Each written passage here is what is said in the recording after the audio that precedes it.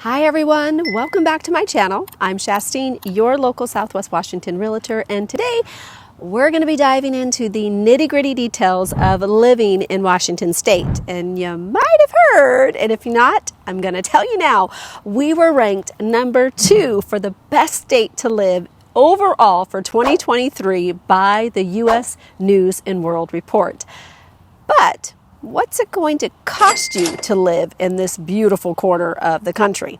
Well, in this video, we're going to break down the good, the bad, and the ugly of Washington and your hard-earned dollars and where they may be going. So stay tuned because we're going to get started right now.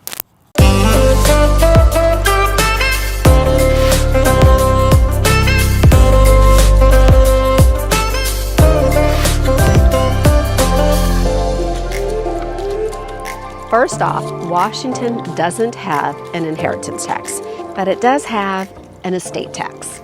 Now, what exactly is that? Well, an estate tax is a tax on the right to transfer property at the time of death.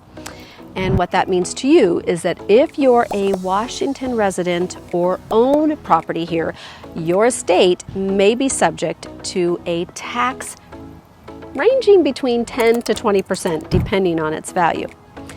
Now, this applies to estates that, of course, are worth $2.193 million or up.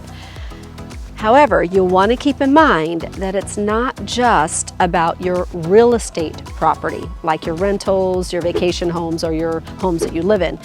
Actually, it can also include your retirement savings, life insurance, or a successful business also will contribute to this lovely tax. So even though Washington doesn't have an inheritance tax, your estate could still be on the hook. Here's a benefit for living in Washington. Washington does not have a personal or a corporate income tax.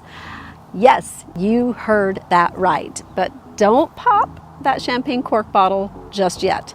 If you're earning income from Oregon and living in Washington, you will still have to pay Oregon income tax if you work in Oregon, even though you live in Washington. But if you live and work in Washington, well, then you're all set. Now, with that being said, there is one more thing though.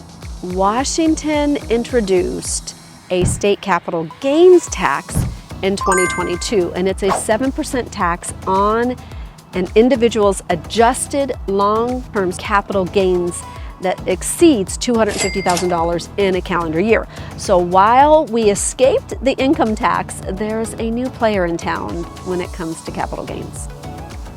Okay, this one's an ouch. And that is, even though you don't have an income tax, they hit you with the capital gains tax, well, let's talk about that retail sales tax. Washington does hit you with a combined state and local sales tax rate of about 8.86%.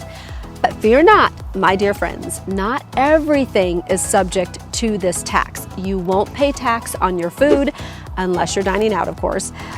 You won't pay tax on your prescription drugs, manufactured machinery and equipment, and public activities are just going to be some of the things that are going to be exempt from this tax. But here is a little pro tip for you. If you're visiting here in Washington, just show your driver's license or your state ID and you won't have to pay the sales tax.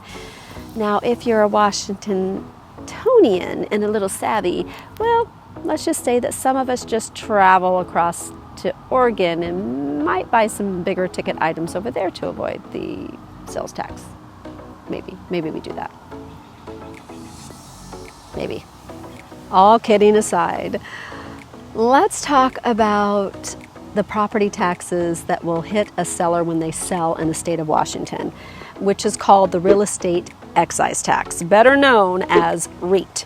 And this one's a little bit tricky. The percentage that you will pay depends on the value of the property sale, not what you owe on the property.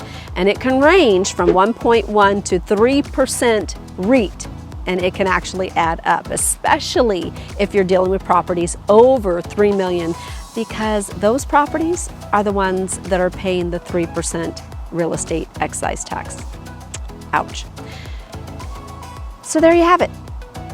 There you have it, the financial landscape of living in the state of Washington.